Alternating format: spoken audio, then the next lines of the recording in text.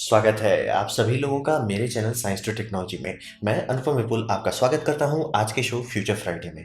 और आज हम लोग बात करेंगे ग्रेविटेशनल लेंसिंग के बारे में। तो आइए समझते हैं। तो सबसे पहले ग्रेविटेशनल लेंसिंग को समझने से पहले आपको ग्रेविटी को समझना पड़ेगा। तो एक ओवरव्यू लेते हैं सरफेस लेवल का।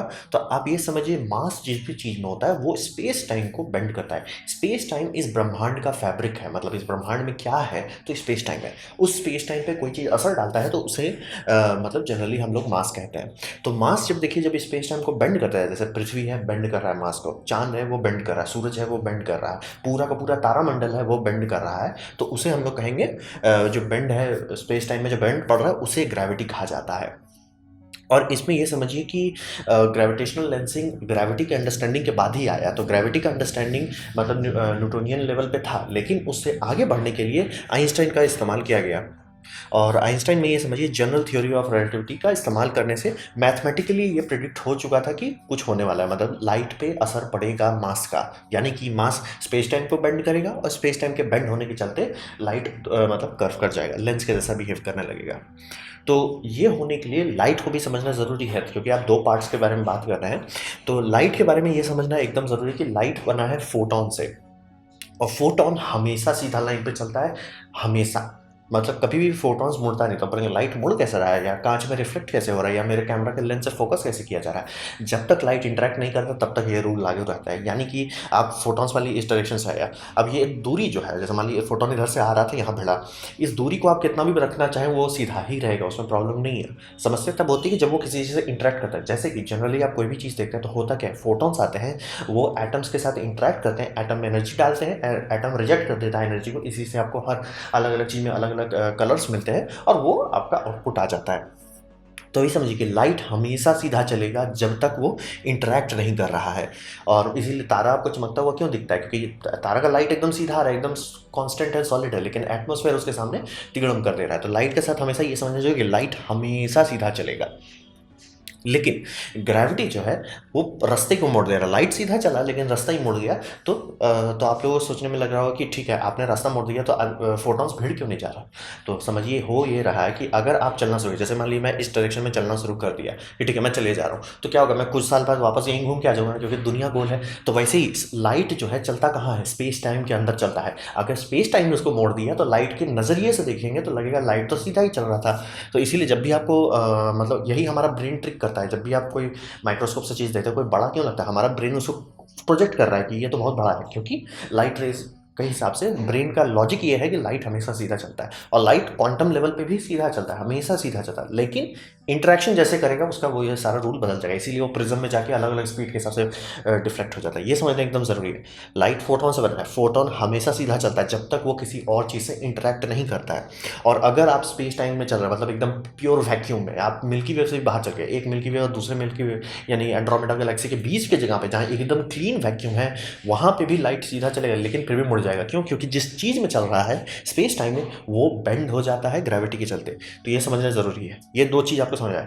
स्पेस टाइम का बेंडिंग को हम लोग ग्रेविटी कहते हैं। लाइट चूंकि स्पेस टाइम के अंदर चलता है तो लाइट के नज़रिए से लाइट सीधा चल रहा है, लेकिन वो बेंड कर जाएगा हमारे नज़रिए, मतलब ऑब्जर्वर के नज़रिए से लाइट बेंड कर जाता है। तो आप ये समझिए कि थ्योरी जो है आइंस्टाइन ने निकाला, और हिसाब ये आया कि ये इफेक्ट को देखने के लिए, ये इफेक्ट हर चीज़ में होता है। जैसे कि मान लीजिए मेरा हाथ है यहाँ, तो लाइट यहाँ मेरे हाथ के इर्द गिर्द बेंड हो रहा है, लेकिन इसको ऑब्जर्व नहीं किया जा सकता, क्योंकि ऑलमोस्ट मिनीस्क्यूल से भी मिनीस्क्यूल, इसका मतलब एकदम इनपरसिवेबल अमाउंट ऑफ बेंडिंग हो रही है, उसको कोई नहीं कहता। तो आइंस्टाइन के मैथमेटिक्स में एकदम स्टार्टिंग से स्टेलर ऑब्जेक्ट चाहिए मिनिमम, मतलब चांद हो, चांद के लिए भी बहुत हाई लेवल का आपको ये चाहिए होगा, क्या बोलते हैं, मतलब इंस्ट्रूमेंट जो एकदम प्रिसाइज हो, तब आप शायद बता पाओ। और फिर मतलब हिसाब ये बना, मतलब आइंस्टाइन के टाइम में, कि सन जितना बड़ा कोई चीज़ हो तब शायद कुछ हो पाए। हिसाब ये बन गया, क्योंकि मैथमेटिकली श्योर था, लेकिन इफेक्ट जो है, इफेक्ट ऑब्जर्व करने के लिए हिसाब सीधा आ गया कि भैया जितना बड़ा हो उतना आसानी से ऑब्जर्व कर सकेंगे। तो हिसाब ये बन गया। और हिसाब ये समझिए, आप कोई चीज़ बोलते हैं साइंस में कि ये होगा, वो काफ़ी नहीं होता, आपको उसका प्रिडिक्शन देना पड़ता है। यानी कि जो आप प्रिडिक्ट कर रहे हैं कितना होगा वो भी बताना पड़ता है। जैसे आप वोल्टेज बता दो उसका कोई मतलब नहीं है, आपको वोल्टेज के साथ एम्पेयर भी बताना पड़ता है। वैसे ही साइंस में भी वही है कि आप बोलो ठीक है कि सूरज एक तारे का लाइट मोड़ देगा, ठीक है, उसका कोई मतलब नहीं है जब तक आप ये नहीं बता सूरज मतलब तारा को मोड़ेगा और उसका डिग्री मैथमेटिकल वैल्यू होगा 1.7 डिग्री का शिफ्ट देखने को मिल जाएगा। तो ये जब हो जाता है कि या वो डिग्री या इंच या जो भी आप मैथमेटिकल वैल्यू निकालते हैं कि ये इतना आर्क सेकंड शिफ्ट हो चुका होगा लेफ्ट से राइट में, ये आप प्रिडिक्ट कर देते हैं, तभी आपका साइंस का कोई वैल्यू है। प्रिडिक्ट नहीं कर पा रहे हैं और या तो प्रिडिक्शन आपका वेग है कि मतलब वो दाएं बाएं हो जाएगा, ऐसे काम नहीं चलता है। आपको एक्जैक्टली बताना पड़ेगा दाएं होगा या बाएं होगा और कितना डिग्री में होगा। हाँ, तब ये हो सकता है जैसे मान लीजिए आपका मैथमेटिक्स कर रहा था 1.8 1.75 आया, कोई टेंशन नहीं, तब वो आप with in margin of error है।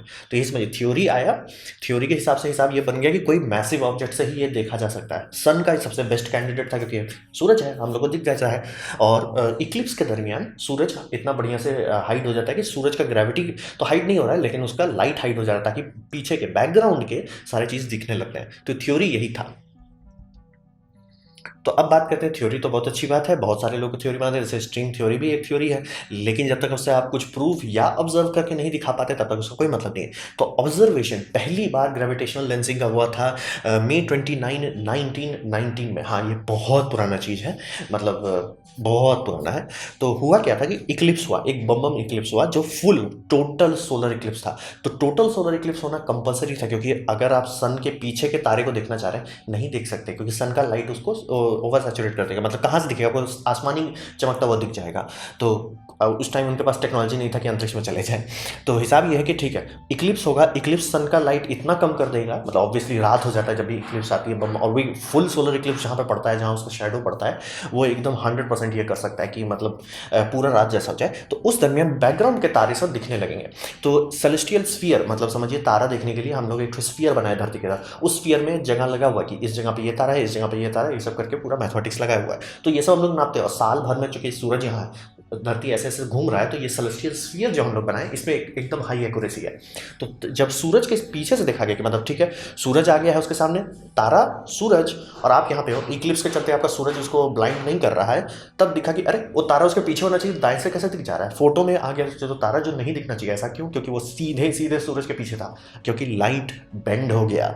यही चीज़ पहली बार प्रूफ हुआ था मई 29 में 1919 में। तो ये इसके बाद एकदम श्योर हो गया आइंस्टाइन का कि नहीं ये, और क्योंकि ये भी ऐसा नहीं था कि एक जगह पे इसको टेस्टिंग की गए थे, इसे मतलब साउथ अमेरिका और अफ्रीका दोनों जगह पे ऑब्जर्वेशन करके प्रूफ किया गया था कि नहीं ये एब्सोल्यूट है, ताकि दोनों का इंटरफियरेंस है। उस टाइम कुछ था नहीं कि मतलब आप इधर से फुटेज भेज दो, तो एकदम क्लियर कट हो गया कि हाँ ग्रेविटेशनल लेंसिंग होता है, इसका इफेक्ट मेजर कर सकते हैं, मैथमेटिक्स भी एक्यूरेट है, सब चीज़ बम बम रहा।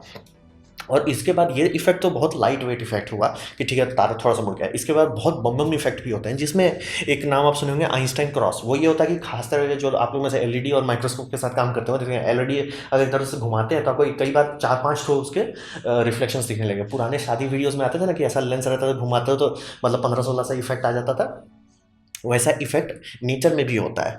तो कई बार ऐसा होता है कि कोई बहुत मैसिव ऑब्जेक्ट और पीछे कोई बहुत ब्राइट ऑब्जेक्ट जो है उसका 4-5 ठो प्रिंट बना देता है, तो उसी को हम लोग आइंस्टाइन क्रॉस कहते हैं कि क्रॉस का शेप जैसा आता है। और फिर दूसरा जो नॉर्मल आप कोई भी चीज़ के सामने से लेंस गुजारते हैं तो जो रिंग जैसा बन जाता है ऑब्जेक्ट का, वो आइंस्टाइन रिंग कहा गया। तो ये सब समझिए ऑब्जर्वेशन हम लोग कर लिए लगभग 100 साल पहले, और उसके बाद धीरे धीरे इसका मतलब ज़्यादा तगड़ा बम बम ऑप्शन दिखने लगा, क्योंकि अंतरिक्ष में हम लोग जाकर टेलीस्कोप लगाने लगे, और जैसे जैसे ग्राउंड बेस्ड टेलीस्कोप में भी इंप्रूवमेंट होने लगा और एक्यूरेसी आते गई। अब बात करते हैं, ये इतना है मतलब मास हर जगह है, ब्रह्मांड में हर जगह वजन है, हर जगह मास है, हर जगह कुछ ना कुछ हो रहा है ग्रेविटी के चलते, तो उसका इफेक्ट भी बहुत सारा होगा। तो इफेक्ट में बहुत सारे कैटेगरीज में बांट दिया गया, 3 मेन कैटेगरी में बांटा गया। पहला कैटेगरी है स्ट्रॉन्ग, जो मतलब आप देखते एक नज़र में आप हवल का फोटो देखो बोले इसमें लेंसिंग हो रहा है, मतलब आपको देख के ही समझ में जाएगा भैया ये लेंस, एकदम ईजी सिंपल टू अंडरस्टैंड। ये सब लेकिन जनरली बहुत मैसिव चीज़ से होता है, जैसे कि आप जो चीज़ को देख रहे हैं उसके और आपके बीच में कोई बहुत बम चीज़ आ जाए, जैसे कि सुपर मैसिव ब्लैक होल या का पूरा गैलेक्सी क्लस्टर, कुछ बम चीज होगा तभी ये ऐसा इफेक्ट आएगा, क्योंकि ये स्ट्रॉन्ग इफेक्ट, ये आसानी से नहीं रिक्रिएट होता है। फिर दूसरा इफेक्ट जिसको आप लोग सुनते हैं उसे कहते हैं वीक इफेक्ट। वीक इफेक्ट का प्रॉब्लम यह है कि देख के आपको लगेगा कुछ तो फोटो में गड़बड़ है, लेकिन आप उसको समझ नहीं पाएंगे।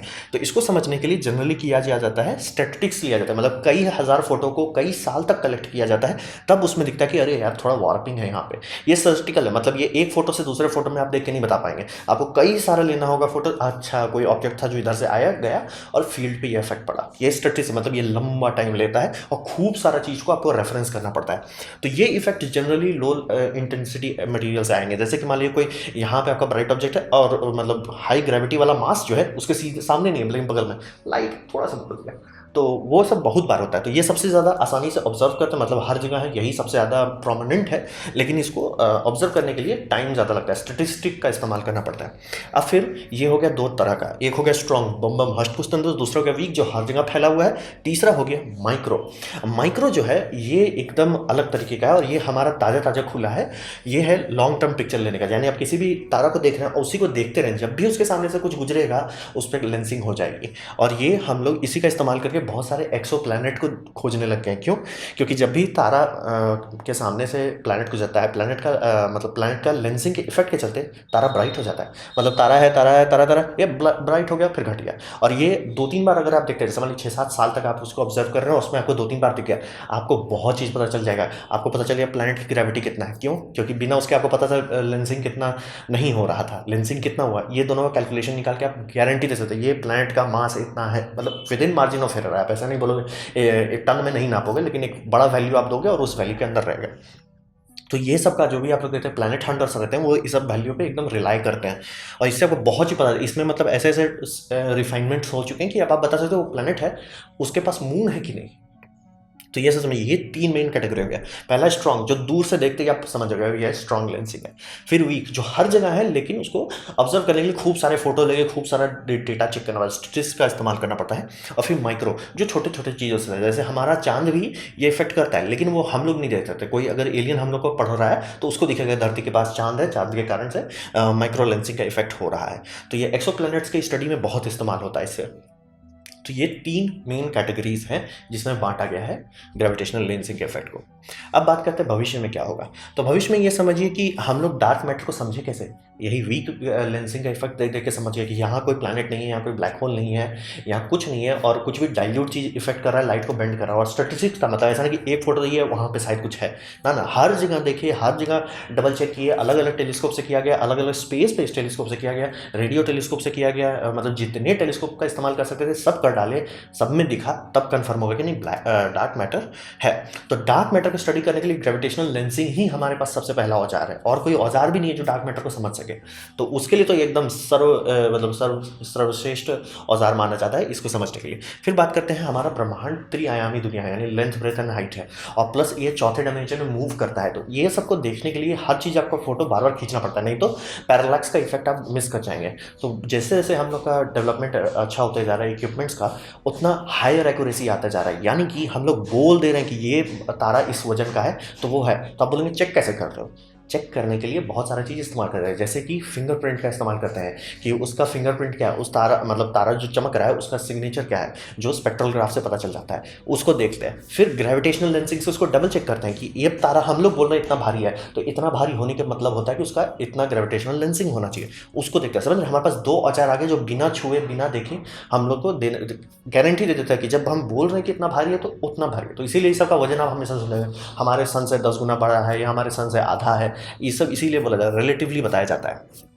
तो ये बहुत ज़रूरी है। और अभी बहुत सारे टेलीस्कोप जो बनाए जा रहे हैं जो खास करके एक्सो प्लैनेट्स पे स्टडी किया जा रहा है, तो वो सब तो वही है कि माइक्रो ग्रेविटेशनल लेंसिंग का इस्तेमाल करके कि बस तारा थोड़ा सा लाइट पिक किया, थोड़ा सा घट गया, चलो ग्रेविटी का वैल्यू मिल गया, अब मैथ से हिसाब लगा दो प्लैनेट कौन साइज़ का है। और उस दरमियान जिस टाइम लेंसिंग हो रहा है उस टाइम कई बार ऐसा भी होगा, जो आप जेम्स वेब टेलीस्कोप के बारे में सुनते होंगे, कि वो उस दरमियान का फ़ायदा उठा के जब पता चल जाए, ये सब टेलीस्कोप पता कर लेगा कब है, कब प्लैनेट का क्रॉसिंग होने वाली, उस दरमियान जेम्स वेब देखेगा, तो जब लाइट ऐसे बेंड हो रहा है उस दरमियान प्लैनेट का एटमॉस्फेयर का लाइट में सारा सिग्नेचर आएगा। मतलब प्लैनेट आया, सूरज है, प्लैनेट है, और आपका यहाँ टेलीस्कोप है, तो लाइट जब ऐसे बेंड किया तो उसमें वो काफ़ी सारा एटमॉस्फेयर का सिग्नेचर रहेगा। वो सिग्नेचर चल जाएगा जेम्स वेब टेलीस्कोप में, जेम्स वेब टेलीस्कोप का स्पेक्ट्रम ग्राफ उसको एनालाइज कर देगा। तो आप बता सकते हैं कि उस प्लैनेट में क्या है, उस प्लैनेट पर नाइट्रोजन है कि मीथेन है, उस प्लैनेट पर हाइड्रोजन है कि हीलियम है, आप बता पाओगे। तो समझिए भविष्य में इसका काफ़ी इस्तेमाल होगा। ये मतलब 100 साल पुरानी चीज़ है जिसको हम लोग देखे, समझे, टेस्ट किए, और बढ़ते बढ़ते बढ़ते जैसे जैसे बम बम टेलीस्कोप होते जा रहे हैं और दिखते जा रहा है। और डार्क मैटर को समझने के लिए तो ये एकदम ज़रूरी है। तो ये था मेरा प्रेजेंटेशन ग्रेविटेशनल लेंसिंग के लिए। एक व्यूअर रिक्वेस्ट है, उम्मीद करता हूँ ये व्यूअर रिक्वेस्ट पूरा हो गया होगा। अगर आपको वीडियो अच्छा लगा है तो लाइक कर दे, दोस्तों शेयर कर दे, उससे मेरा काफ़ी भला होगा। नहीं अच्छा लगा, नहीं पसंद आया, कोई बात नहीं, आप डिसलाइक कर सकते हैं। मैं कहूँगा डिसलाइक 2 बार दबाएं, उससे मुझे पता चलेगा कितना ना पसंद है। मैं आपसे कहूँगा कि कमेंट लिखे, मैं हर कमेंट की जवाब देने की कोशिश करता हूँ। आपसे कहूँगा सब्सक्राइब कीजिए, बेल दबाइए अगर आप फ्री हैं तो। आपने मेरा वीडियो देखा, चैनल पर मुझे बहुत खुशी हुई। धन्यवाद।